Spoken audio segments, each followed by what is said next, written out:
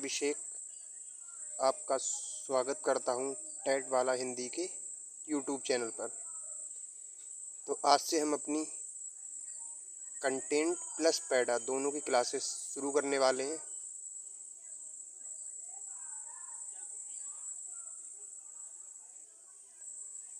जिसमें आज हम लेके आए हैं हिंदी पैराग्राफ और पेडागोजी की 30 क्वेश्चन। तो आइए आज की क्लास की शुरुआत करते हैं। कि दर्द गम डर जो भी है बस तेरे अंदर है। कि दर्द गम डर जो भी है बस तेरे अंदर है। खुद के बनाए पिंजरे से निकल कर देख, तू भी एक सिकंदर है। तो इसीलिए अपने जो अंदर डर बैठा रखा है उससे बाहर निकलिए, क्योंकि तुमसे बड़ा सिकंदर कोई नहीं है। तो आइए क्लास की शुरुआत करते हैं। निम्नलिखित गद्यांश को पढ़कर पूछे गए प्रश्नों के सही उपयुक्त उत्तर वाले विकल्प को चुनिए। साहस की जिंदगी सबसे बड़ी जिंदगी होती है।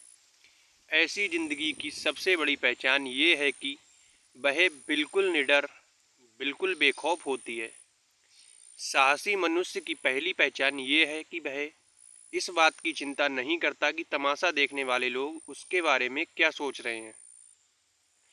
जनमत की उपेक्षा करके जीने वाला आदमी दुनिया की असली ताकत होता है और मनुष्यता को प्रकाश भी उसी आदमी से मिलता है। अड़ोस पड़ोस को देखकर चलना ये साधारण जीव का काम है। क्रांति करने वाले लोग अपने उद्देश्य की तुलना ना तो पड़ोसी के उद्देश्य से करते हैं और ना अपनी चाल को ही पड़ोसी की चाल देखकर मध्यम बनाते हैं। साहसी मनुष्य उन सपनों में भी रस लेता है जिन सपनों का कोई व्यवहारिक अर्थ नहीं होता है।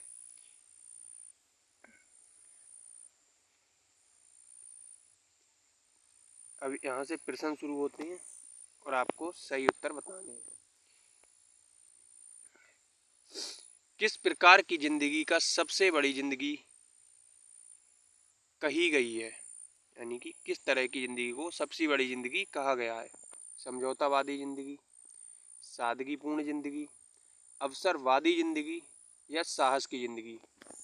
तो इसका सही जवाब है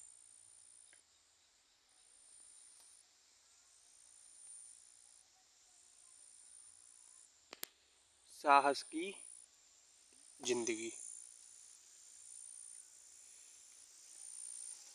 आपको उत्तर का व्याख्या नीचे ऑप्शन में दी गई है, वो भी आप पढ़ सकते हैं।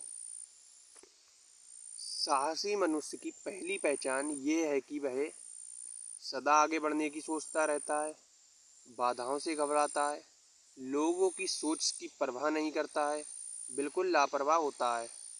तो इसका सही जवाब है कि वह लोगों की सोच की परवाह नहीं करता है, क्योंकि उसे कोई फर्क नहीं पड़ता कि दुनिया उसके बारे में क्या सोच रही है। तो सी ऑप्शन इज राइट।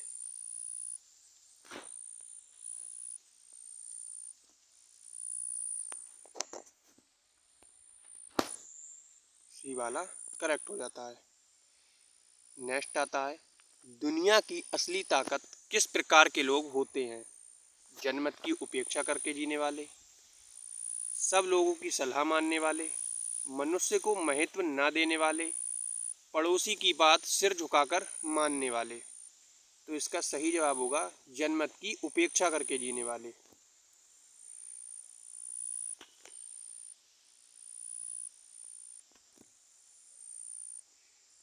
क्योंकि जो सब लोगों की सलाह मानेंगे वो दुनिया की असली ताकत के लोग नहीं होंगे। मनुष्यता को महत्व ना देंगे, ये भी गलत होगा। पड़ोसी की बात सिर झुकाकर मानने वाले, ये बिल्कुल गलत हो जाता है। तो सबसे अच्छा और सटीक आंसर है जनमत की उपेक्षा करने वाले। नेक्स्ट है, साहसी मनुष्य किस प्रकार के सपनों में भी रस लेता है? कि जो मनुष्य साहसी होता है वह किस प्रकार के सपनों में रस लेता है? जिन सपनों में वास्तविकता होती है, जो सपने रसपूर्ण होते हैं, जिन सपनों का कोई व्यवहारिक अर्थ नहीं होता है और जो सपने साकार होते हैं। तो इसका सही जवाब है जिन सपनों का कोई व्यवहारिक अर्थ नहीं होता है। C option is right.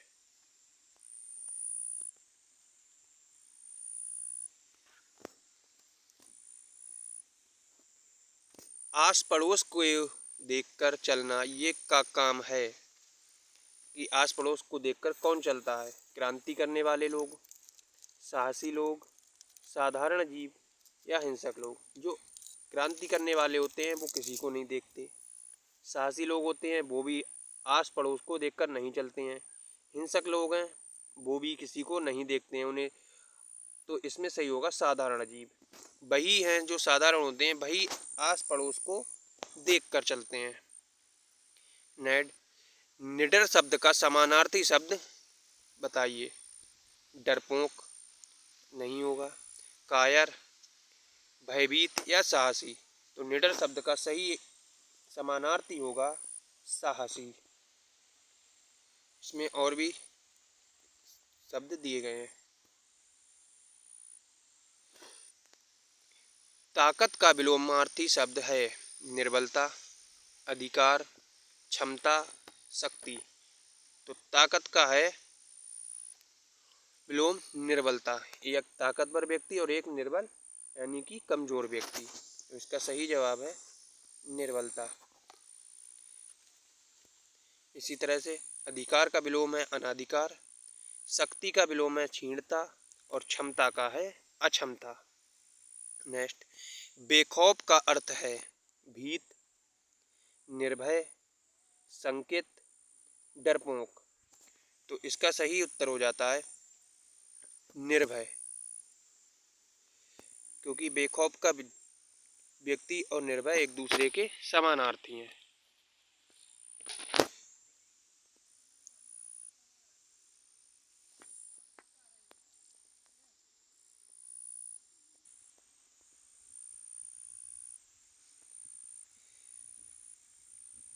शुद्ध रूप छांटिए। मध्यम, मध्यम, मध्यम या मध्यम। तो दिए गए उत्तर प्रश्न में सबसे सही उत्तर है मध्यम। अब हमारा दूसरा पैराग्राफ आ जाता है जो कि काव्य से है।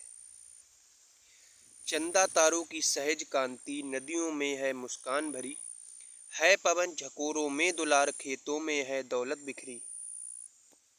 पग पग मेरा विश्वास भरा तब से है ये जीवन निखरा, प्रखर कर्म का पाठ सतत पढ़ाती मैं भारत माता हूँ। मैं वज्र सदृश विपदाओं को भी अनायास सह लेती हूँ, सुधा दान कर औरों को मैं विष पीकर मुस्काती हूँ। धीरज का पाठ पढ़ाती हूँ, गौरव का मार्ग दिखाती हूँ, मैं सहज बोध में सहज शक्ति सुविवेकी भारत माता हूँ। अब यहाँ से प्रश्न नंबर 10 से शुरुआत होती है इस पैसेज की। यहाँ की नदियाँ और हवा में क्या है? कटुता का भाव, मुस्कान और दुलार, जल और नमी, दुस्साहस और सुंदरता। तो इसका सही जवाब है यहाँ की नदियों में मुस्कान और दुलार है।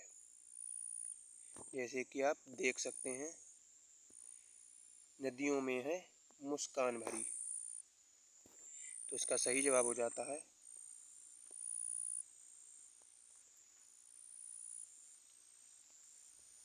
बी वाला। खेतों में दौलत बिखरी होने का क्या तात्पर्य है? खेतों में फसल लहलहा रही है, खेतों में फूल मुरझा रहे हैं, खेतों में फसल सूख रही है, खेतों में धन गड़ा है। तो इसका सही जवाब हो जाता है कि खेतों में फसल लहलहा रही है।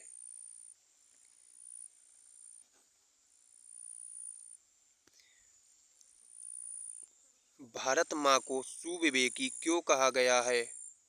क्योंकि वह अन्न व जमीन छीन लेती हैं, क्योंकि वह वर्षा करवाने में सहायक होती हैं, क्योंकि वह धैर्य एवं गौरव का पाठ पढ़ाती हैं, क्योंकि वह सुधा पीकर मुस्काती हैं। तो इसका सही जवाब होगा क्योंकि वह धैर्य व गौरव का पाठ पढ़ाती हैं। इसका सी ऑप्शन इज राइट। किसके पग में विश्वास भरा है? खेतों के, मनुष्य के, बाघों के और भारत माता के। तो इसका सही जवाब होगा भारत माता के।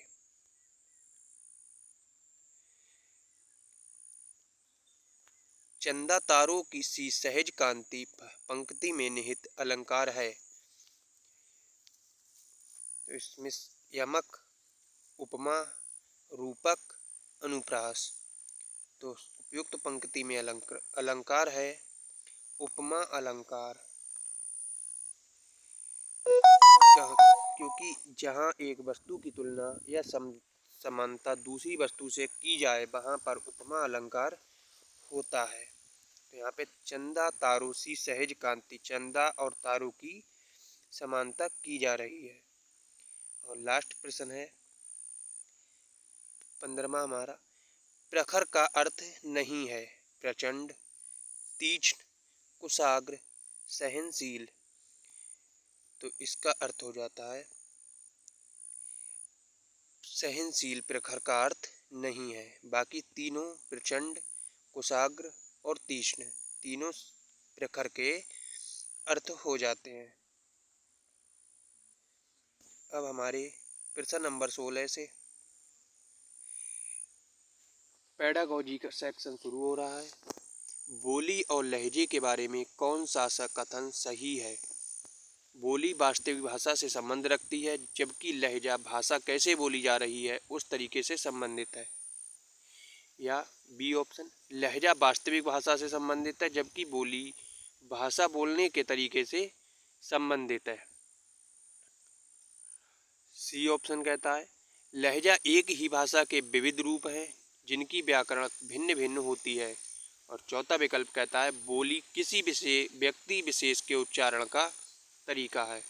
तो इसका सही जवाब हो जाता है बोली वास्तविक भाषा से संबंधित रखती है, जबकि लहजा भाषा कैसे बोली जा रही है उस तरीके से संबंधित है।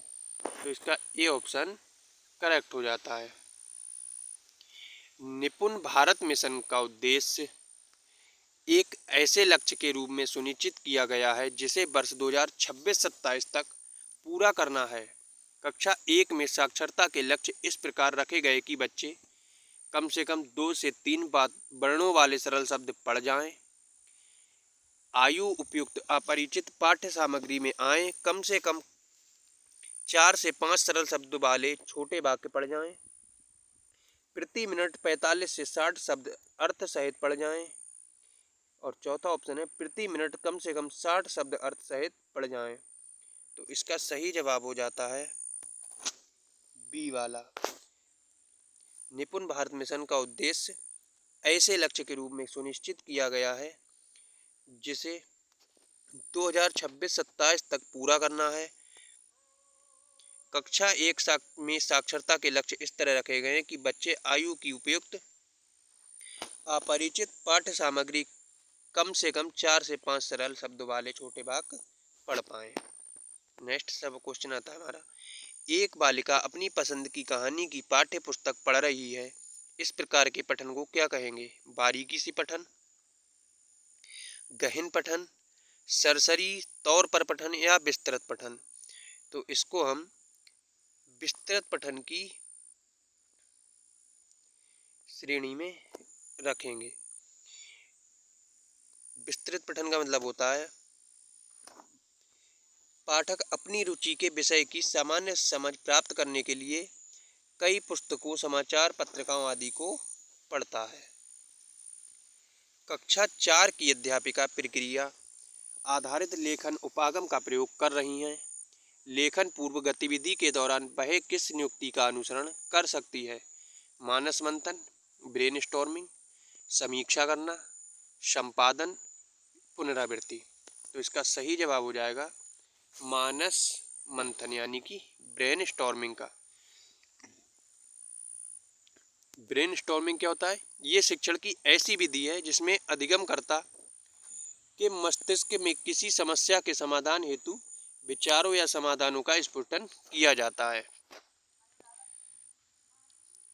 कक्षा 3 की अध्यापिका अपने विद्यार्थियों के साथ पठन बोध का कार्य कर रही है। वह किस युक्ति का अनुसरण कर सकती है? पाठ में पढ़े गए कठिन शब्दों का श्रुतलेख करवाना, पढ़ी गई पाठ्य सामग्री पर आधारित प्रश्न पूछना, पढ़ी गई पाठ्य सामग्री में आए कठिन शब्दों के अर्थ याद करवाना और लिखवाना, पाठ्य सामग्री पढ़ने के दौरान सामने आ रहे संज्ञा शब्दों को रेखांकित करने के लिए कहना।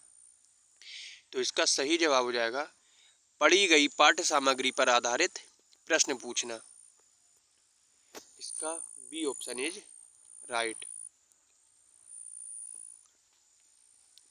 नेक्स्ट क्वेश्चन आता है, एक पठन संबंधी गतिविधि जिसमें शिक्षार्थी पाठ्य सामग्री के विभिन्न हिस्सों को सुनते पढ़ते हैं, तत्पश्चात कार्य को पूरा करने के लिए सूचनाओं का आदान प्रदान करते हैं, ये क्या कहलाएगी?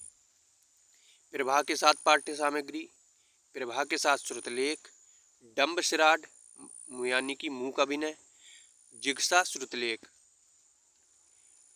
तो इसका सही जवाब होगा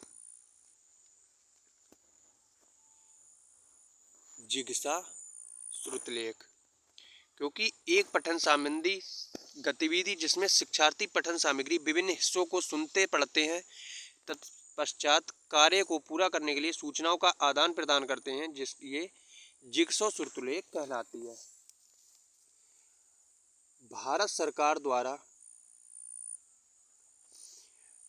शुरू किए गए कार्यक्रम निपुण भारत मिशन का मुख्य केंद्र भाषा में बुनियादी कौशलों को मजबूत करना है। इसका पूरा नाम है, यानी कि निपुण की फुल फॉर्म क्या है? National information for proficiency and understanding and numeracy. B option, national initiative for proficiency and reading with understanding and numeracy. C option, national initiative for proficiency in understanding and numeracy. और चौथा option है national intervention for proficiency in reading with understanding and numeracy. तो इसका सही जवाब हो जाएगा national initiation for proficiency in reading with understanding and numeracy. तो हमारा बी ऑप्शन इज राइट हो जाएगा। निपुण भारत मिशन से हर शिफ्ट में 1 से 2 सवाल पूछे ही जाते हैं। एक शिक्षार्थी अपने अध्यापक द्वारा दिए गए भाषा कार्य को अपने सहपाठी या वयस्क की मदद से पूरा करना चाहे, वह इस कार्य को बिना मदद के किस सीमा तक कर सकती है और कितना अपने वयस्क या अधिक सक्षम सहपाठी की मदद से कर सकती है? इन दोनों के बीच की संभाव्यता या अंतराल को क्या कहा जाएगा? भाषा अर्जन उपकरण, आरंभिक साक्षरता, सादृश्यीकरण, निकट विकास का क्षेत्र। तो इसको हम निकट विकास के क्षेत्र के अंतर्गत रखेंगे, क्योंकि एक शिक्षार्थी ने अध्यापक द्वारा दिए गए भाषा कार्य को अपने सहपाठी या वयस्क की मदद से किया है, वह इस कार्य को बिना मदद के किस सीमा तक कर सकता है और कितना अपने वयस्क की मदद से कर सकता है। जो इन दोनों के बीच का अंतर होता है, अंतराल होता है, उसको निकट विकास का क्षेत्र कहा जाता है। मुद्रित समृद्ध परिवेश का सृजन भाषा अधिगम में मदद करता है। कक्षा में इस प्रकार का परिवेश सृजित करने के लिए अध्यापक को क्या करना चाहिए? विद्यार्थियों को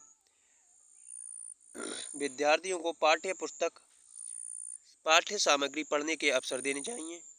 विद्यार्थियों को मुद्रित हस्तलेखन सीखने में मदद करनी चाहिए। विद्यार्थियों को हस्तमुद्रण सीखने में मदद करनी चाहिए और अपरिचित मुद्रित पाठ्य पुस्तक सामग्री के लिए नए शब्द सीखने के लिए कहना चाहिए। तो इसका सही जवाब होगा विद्यार्थियों के पुस्तकें व अन्य पाठ्य सामग्री को पढ़ने के अवसर देने चाहिए।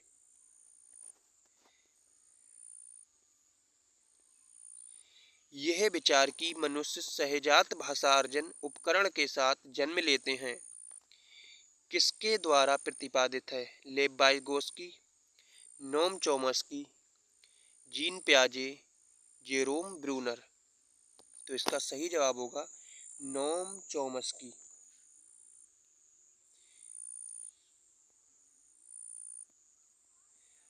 नए शब्द समझाती है और उनका प्रयोग करती है, ये रूब्रिक किसका आकलन करेगा? उच्चारण का, व्याकरण का, प्रवाह का, शब्द भंडार का। तो इसका सही जवाब हो जाएगा शब्द भंडार का, क्योंकि नए शब्द समझाती है और उनका प्रयोग करती है, ये रूब्रिक शब्द भंडार का आकलन करेगा। बालक प्रथम अवस्था में निरर्थक शब्द का प्रयोग करते हैं। शब्द बोलने में बालक को एक समस्या उच्चारण होती है। शुरू में बालक अनुकरण से ही बोलता है और वो सीखता है। निम्नलिखित में से कौन सी गतिविधि बच्चों के वाचन कौशल के आकलन हेतु प्रयुक्त नहीं की जानी चाहिए? पढ़े गए पाठ से शब्दों के अर्थ बताना। आप जिन परिधान को बहुत अधिक पसंद करती हैं उसके बारे में बताओ। अपने आप 4 से 5 वाक्यों में परिचय दो। दिखाए जा रहे चित्र का 3 वाक्यों में वर्णन करो। तो जो सबसे उपयुक्त, सबसे कम उपयुक्त है उसको हमें चुनना चाहिए। तो इसका सही होगा पढ़े गए पाठ से शब्दों के अर्थ को बताओ। और हमारा लास्ट सवाल है, वह कौन सा भाषा विकार है जिसमें व्यक्ति उचित तरीके और उचित क्रम से शब्द नहीं रख पाता? यह भाषा बोलने और समझने के तरीकों को प्रभावित करता है।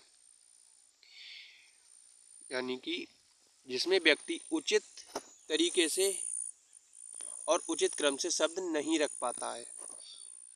भाषा बोलने का ये कौन सा,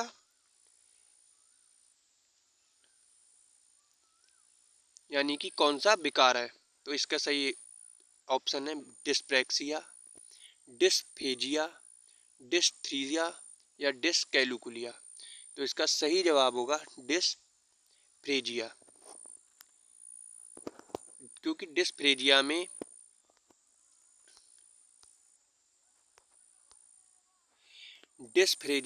जिसमें व्यक्ति ये रोग होता है वह उचित तरीके और उचित क्रम से शब्द नहीं रख पाता है। ये भाषा बोलने और समझने के तरीके से प्रभावित होता है। डिस्प्रेक्सिया दिमाग से संबंधित मनोविकार है और डिस्कैलकुलिया गणितीय संबंधित विकार है। तो आई होप आपको क्लास अच्छी लगी होगी।